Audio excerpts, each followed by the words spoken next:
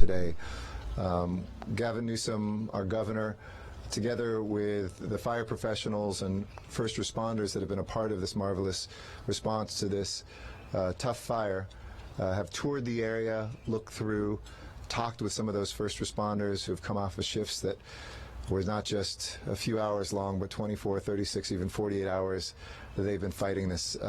And we are so blessed to have the support from Sacramento and the leadership of Governor Newsom here today. So I want to give him my personal thanks, and on behalf of this grateful city, our thanks for being such an important, critical part of this fight. Let me update you a little bit. We're going to have a few speakers come forward, and I want to thank everybody who is here, who's been a part of this leadership team. We now have a fire that is 656 acres, so it's a little bit up from the number we had this morning. It is about 1,165 personnel strong that are assigned still to fighting this fire. We have updated numbers on the structures that have been affected. The governor saw some of these firsthand, but we now have 12 homes that have been lost. Excuse me, that is not new homes that have been lost since we talked. It's just now that we can get up there and actually count them.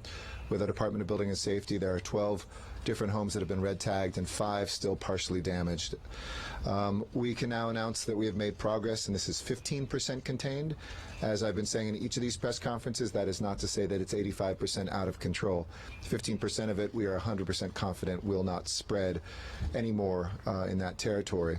That said, we have no open flame today, right now, as we have this press conference. But, and this is the big but, we have the most significant wind event in Los Angeles of the year. It will be starting this evening around 11 o'clock. It will peak at 3 a.m. but continue on through Thursday. And we toured this area. There are still embers throughout this territory. We've got crews that are on the ground digging up those hot spots, putting them out, soaking them. We still have all of our air assets of our helicopters working those areas. We have retardant that we've put down on the west edge further out from the fire in case something happens. But looking again at history, I'm looking at 1961, looking at the also Mandeville Canyon fire in the 1970s. We are listening to our fire professionals who are making that call to continue to keep people evacuated in that mandatory evacuation area. All it takes is one ember cast that can come up, be tossed in the middle of the night or tomorrow, and we could see new fire or fires emerge throughout this area. So we have had an incredible amount of support, and I just talked to some of the firefighters from Ventura and Oxnard and Fillmore, Cal Fire. We saw a crew from Yucca Valley. That's just a small piece of the many, many people who have come out. And this has been a beautiful moment of this city and this state coming together in a moment of need across geography, across everything that's supposed to divide us. We are united here today, and I want to thank everybody for part of that. I'll come back to say a couple words in Spanish as well. But that said, let me toss it over to Senator Ben Allen, who is here with us to say a few words. After that, it'll be Chief Terrazas. Then we have LAPD Assistant Chief B. Girmala, and Governor Newsom will close it out. I'll come back for some Spanish, and we'll take questions. Senator Allen, thank you for your support. Thank you. Thank you. Well, thank you, Mr. Mayor. And thank you to the extraordinary range of folks who've come out to fight this fire up here. I represent this district, and I know that people are very fearful. People are worried about their homes. People are worried about their animals, and we're working really, really hard with them. I think one thing that a lot of folks don't understand is really what an extraordinary coordinating effort this is. We've got people in from Ventura County, from Santa Barbara County, from the state, folks in from the feds, and of course coordinating with our county here in Los Angeles and with the city fire department as well, Cal OES. I mean, it really is an extraordinary group of people from all over. And these firefighters, some of them are on 24-hour shifts, some of them as much as 48-hour shifts. So they are really sacrificing themselves for our community and for the safety of our homes and our people, and I am just immensely appreciative of them. This is a team effort, and we've got some extraordinary council members here who've been working so hard day in and day out to make sure that people are being taken care of. I want to give a very special thanks to council members Mike Bonin, who represents the area that's currently in fire, and then of course Paul Koretz as well, who represents the area just to the east, who experienced a pretty bad fire the year before. I will say that all of our offices, from the legislative staff offices to the councilmanic offices, are open to constituent calls. We are on standby.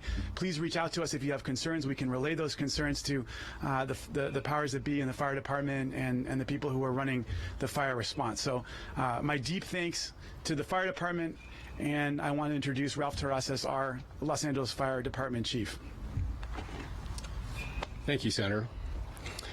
I want to extend my gratitude as well to Governor Newsom and Mark Ierducci from Cal OES. We truly are one team, and what I mean by that is the fire service is one team. We have one mission: to protect lives and property. Brush fires do not honor jurisdictional boundaries, and when we have a crisis like we're having throughout the state, it's through the support of the governor and Cal OES to have the master mutual aid system. We draw on resources from throughout the region to help us, and we have a large, robust fire department, but we can't do it alone. It takes the cooperation of our fire service partners, our law enforcement partners, the Red Cross, and many other organizations. We have 24 fire departments that responded to this incident, and that is a testament to the master mutual aid system. I want to reiterate our concern for tonight. The wind is picking up starting at 11 and lasting throughout the night, peaking approximately 3 a.m. It does take one ember, just one ember downwind, to start another brush fire. So I encourage all people in the city of Los Angeles and the neighboring communities to register for alerts at Notify LA by texting 888-777. And if you're in the impacted area, our emergency management department will send out a WEA alert, wireless emergency alert system. And if you're in that impacted area, it'll come across like an Amber Alert. So thank you for your support to the state level, and I would like to introduce Assistant Chief from the Los Angeles Police Department, Vikramala. You're welcome. Good afternoon, everyone. The Los Angeles Police Department remains in unified command with the Los Angeles City Fire Department, and it is a privilege to serve next to these heroes. The Los Angeles Police Department is primarily responsible for two realms as it affects this incident: evacuations and a shared responsibility for traffic control with our Department of Transportation partners and our partners within the California Highway Patrol. We look forward to a continued strong partnership with those leading organizations, but we also, on behalf of the men and women of the LAPD, we want to say thank you to the partnership we have with the communities. We know how difficult it is to have to respond to evacuation orders, and we appreciate the time and effort you take to ask us the questions you need to, but to move quickly along as we want to guarantee your safety. And also, with regard to traffic information that we're putting out there, thank you for heeding those warnings to help keep you safe. The department will remain on tactical alert so that all of our operational resources will be ready to respond to any needs from our fire department partners in this. Thank you very much.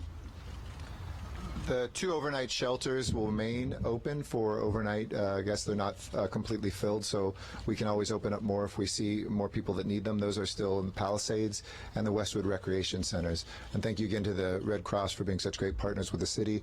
Thank you to Supervisor Sheila Kuehl's office, who is here and represented as well.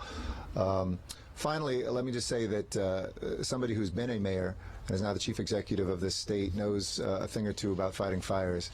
He's probably had as little sleep as many of our firefighters crisscrossing this state, which in most places in the world would be an independent nation in terms of its size. Whether it's south of us in San Diego just earlier, whether it's now in Northern California, he's one of the very first person to always get in contact with me to make sure we have the resources that we need. And I've really valued that sort of leadership. It makes a huge difference, and it gives us the confidence to be able to do the work that the men and women have done on this fire. So thank you so much, Governor Newsom, for being here, for taking time to tour. I'd like to hear from you next. Thank you for your leadership. Thank you, Mayor. Appreciate it. Thank you, Mayor Garcetti. Thank you to all of the men and women in uniform. Thank you to those on our front lines working day and night to keep people safe. Thank you to the extraordinary leadership in Los Angeles, led by your mayor, police chief, and obviously remarkable talent that is demonstrable with your fire chief and the men and women of the LA Fire Department. To the city council members, members of our state Senate, we're very grateful for all of your leadership as well. This has been a tough week. As Mayor Garcetti said, this has been a long week. Fires in San Diego, fires here in Los Angeles. For the Getty, it was the tick fire that generated a lot of consternation, a lot of stress. In Northern California right now, it's the Kincaid fire. Let me put the Kincaid fire in perspective. Over 4,000 personnel are working on that fire as we speak. We have now mutual aid from close to a dozen states that have come in to help support the efforts up north. 75 engines have come down just from Oregon, 25 from Washington State, others from states as far as Montana to help support our efforts.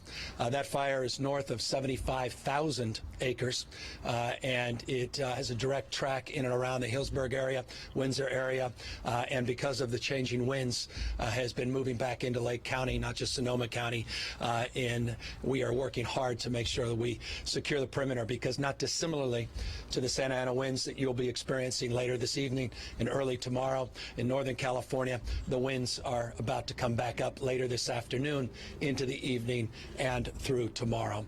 So this is a challenging time. 43 counties in the state of California were experiencing red flag warnings. We're experiencing at or near historic wind events that precipitated in a statewide emergency declaration that we advanced 48 hours ago. That should overlay the support that was previously provided in 2 localized states of emergency that we advanced here in Los Angeles and in the northern part of the state. We've also received what we refer to as FMAGs, 3 federal management assistant grant applications from the federal government, not only for the Getty fire specifically, but for the tick fire and the Kincaid fire. Why that matters is that is demonstrable, specific support from the federal government. And just on that, I want to make this point as well. FEMA has been extraordinary. Trump administration has been extraordinarily supportive and helpful. Every request we've made has been granted. That support has come in real time, and the cooperation and collaboration continues. In the spirit of the chief's comments, it's all about mutuality. It's all about a broader Commonwealth. It's about, dare I say, our humanity. And these are the moments when humanity is at scale, where people aren't focused on their differences, are focused on supporting one another, not just the men and women in uniform, but also community leaders. Leaders defined not just by people in positions of formal authority, but people that are exercising their leadership by demonstrating their moral authority to help neighbors with evacuations, to make sure seniors are taken care of, to make sure that they're down volunteering at the local shelter, providing resources and food. Dozens and dozens of shelters are open up north.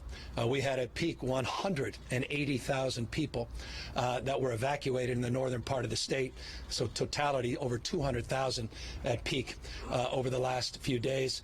We're down to about 130,000, and we're expecting hopefully an update in the next hour or so in the northern part of the state as people are beginning to repopulate. Final point. What's made more challenging at this moment is not just the fires, which, by the way, interestingly, and this is cold comfort from those that have been directly impacted by the ferocity of the Getty fire, by the ferocity of Kincaid. The fact is, the fires this year have been relatively modest compared to previous years. The fires we're experiencing this time of year have only on the slight edge of above average. This is not remarkably one of those years that we've become so familiar with, 2018, Woolsey, the Camp Fire, 2017, and the Thomas Fire, the 2015 and 14. I also want to make one final point, and that is, unlike baseball, the men and women in uniform, they don't get credit for saves. And I want to just make this point. 324 fires were taken down by CAL FIRE alone in the last 24 hours. 654 in the last 48 hours that are not headlines in the state of California.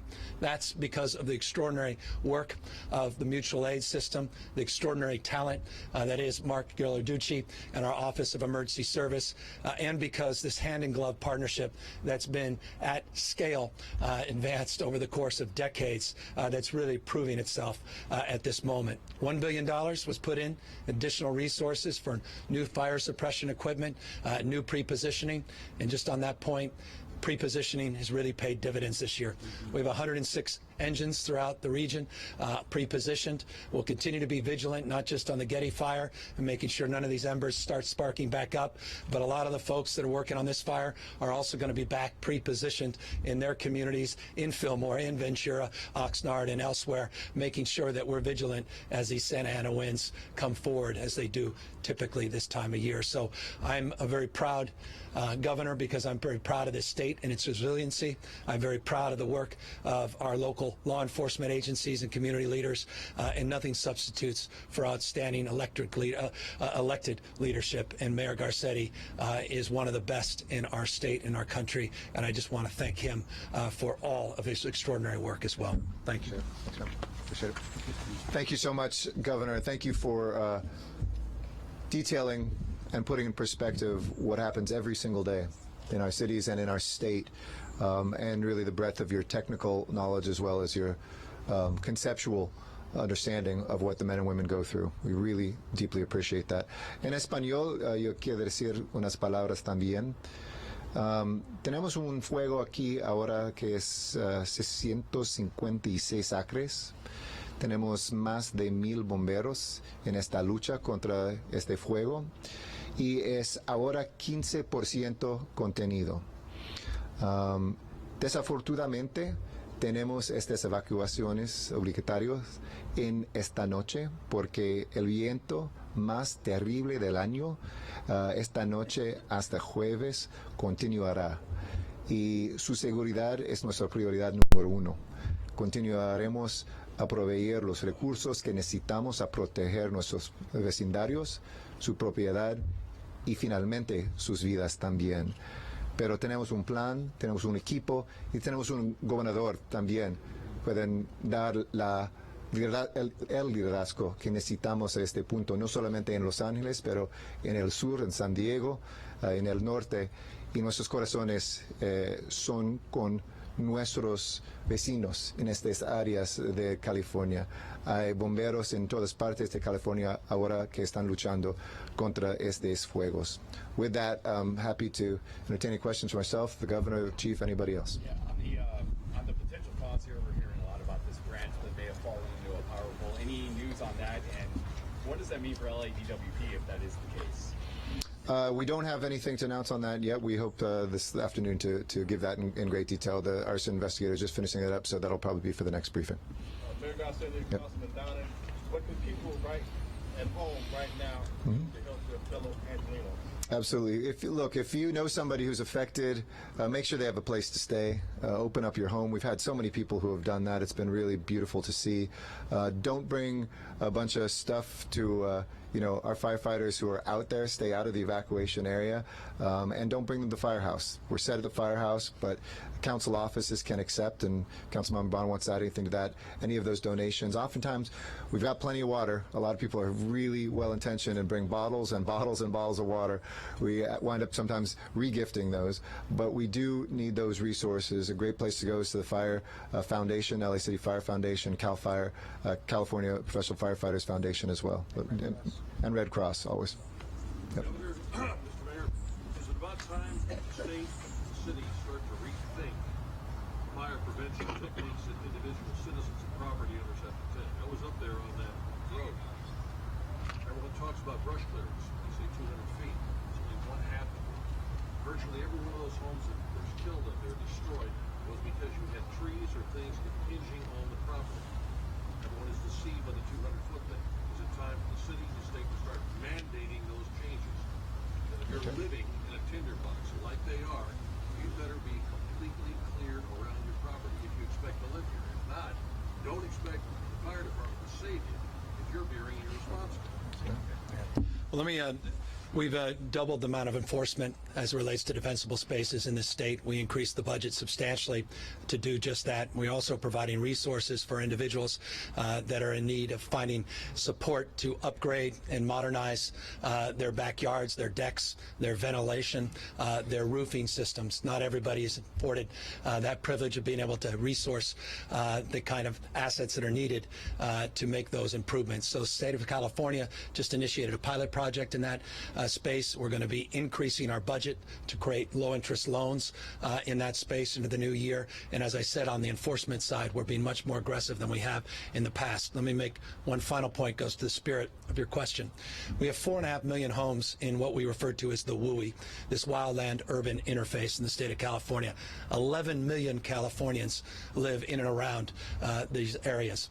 It is incumbent upon us to focus not only on that, but to focus on a socioeconomic subset of that. And this year, we did something we have never done in the past. We are supporting individuals' efforts and local efforts, focusing on socioeconomic and high risk. 200 defensible communities or communities that were vulnerable. We advanced defensible space investments in an historic way. I actually did a declaration of emergency before an emergency in March of this year to allow us to do the vegetation management, in some cases forest management, to keep some of those communities safe and help with some of the evacuation route planning. That's just a down payment on the kind of intentionality, it goes to your question, that we'll be advancing, at least from the state level, going in the future. Just add one thing on the local level. We've spoken about that today. The fire chief, the head of building safety, we go double. You know, that's 200 feet is double what's required, so we've added that. But we're also looking at those concrete cement homes that were completely unaffected versus those that had wood decks, even forget vegetation. So it is something that we're going to look at. We may put a task force together on looking at city code around whether or not future construction and or possible retrofit of existing homes. To the governor's point, though, we want to make sure that that's something that everybody can afford. But no, to the heart of your question, everybody should expect we still will respond to every home in the city. Yeah, Governor, there's still hundreds of thousands of people without power and probably going to be for a couple more days anyway. How big of a test is this for you as governor? I mean, the last governor who oversaw a state when... Let me jump in. I don't care about the politics. I care about policy, and I care about being responsive, and I care about meeting the needs of millions of Californians that rightfully, as you suggest, have been without power, that are also in some cases overlaid by fighting these fires and evacuation orders. We are working very aggressively with the Public Utilities Commission that announced yesterday a major investigation into this PSPS protocol, which is the power shutoff protocols that have advanced across the state, not just in Northern California, but here in Southern California, Edison, and of course became popularized back in 2007 at San Diego Gas and Electric. Currently, we estimate, and these numbers change quite literally by the second, that there are 434,000 customers in the PG&E territory, which is the disproportionate impacted territory in the state, which goes from the Oregon border down into Santa Barbara County, that are currently impacted by these power shutoffs. They had an all clear over 24 hours ago, but when you get an all clear, it doesn't mean you can turn back the lights, because you have to investigate the transmission and distribution lines. We have supplemented the resources of Pacific Gas and Electric by providing fixed-wing aircraft with infrared technology for the California Highway Patrol, including the utilization of the National Guard with the same technology on their helicopters, and we also are trying to help supplement their personnel to get those lights back on. But we are entering another high wind event, as I suggested, not just in Southern California, the Santa Anas, but the Diablo winds in Northern California. And there are people, potentially up to 300,000 customers, that may continue to see their lights out, which means roughly a full week with their lights out, which is simply unacceptable. And that goes to the issue of greed and mismanagement and decades of a utility that didn't focus on you and public safety, but focused on shareholders. We have radically changed our approach. A senator behind me, among others, led an effort to require compensation now for the investor-owned utility executives and management to be tied to public safety.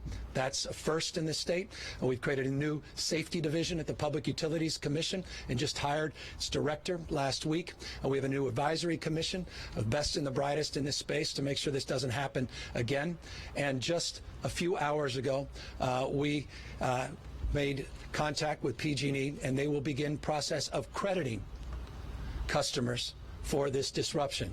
This is significant because utilities in the past have never credited customers for these disruptions. We called for rebates, and the CEO just communicated with our staff that they are going to support some credits. So we're being extraordinarily aggressive, and respectfully, we didn't wait till this moment. We have never done more and been better positioned and prepared for our wildfire seasons, but I've been here 9 months, not 19 months, not 9 years. And we'll be accountable for what we've done on our watch, and I'm very proud of the work we've done, and I recognize what every single person watching recognizes, that good enough never is, and we're not even close to where we need to be in this state. This is not the new normal, and it doesn't take a decade to fix this damn thing. We're getting serious about forest management, vegetation management, we're getting serious about pre-positioning, and we're putting a historic amount of money into new suppression technology, 7 C-130s, $109 million in new Black Hawk helicopters, unprecedented investment in LiDAR and radar and satellite technology, hundreds of new cameras. None of this was in play just a few years ago. All of it now being advanced today. Can you have an investor-owned utility that's responsive, or? That's an open-ended question, and I think that's a question. Look, PG&E's in bankruptcy because of their own decision-making. They're in bankruptcy because of that greed. We have a strategy and a plan that we are implementing to get them out of bankruptcy by June 30th of 2020. There is a $5 billion requirement for all 3 investor-owned utilities in the state to invest in public safety improvements. $5 billion before they can access any state support. We have new oversight, a new director, chair of our Public Utilities Commission, and I can assure you the days of being cozy to these 3 utilities is over, and that's been a legitimate critique of the Public Utilities Commission in the past, but it's not the case in the present, and I can assure you will not be in the future. And it goes to the core of your question: can these utilities figure this out and do the damn work that is long overdue to focus on modernizing their grid, undergrounding their grid, and making sure that they have a grid where they can target these blackouts in a more sophisticated manner, and we're not in a position to reacting to these fires and dealing with their mess, and making sure that we hold them accountable in the future. And we will see how this bankruptcy process takes shape. We're trying to take proactive steps to encourage more people to bid, including cities, from San Jose to San Francisco, for potential assets, including those that have been identified from within PG&E and others that are looking from Elliott Management on down from Wall Street. And so we're encouraging more folks in this space. Governor, how prepared do you feel for these winds tonight? You've got a lot more resources, but you have a lot of tired crews. Do you think that the city and the state and the county are prepared? Absolutely. I mean, we were just meeting, the mayor and I, with having lunch with these folks that were on the line, not 24 hours, some cases 26 hours, didn't get 1 wink of sleep. And these guys were as focused and ready to go as ever. They're saying, whatever you guys want, we're ready to go. It's a remarkable thing. That's why I talk about humanity at its best, from the ashes. This is a remarkable group of people that you have here in Los Angeles, and the mutual aid system, second to none. We've got the resources, we have the personnel, and we have the systems and the organizational construct in place that I feel very confident saying absolutely we're prepared.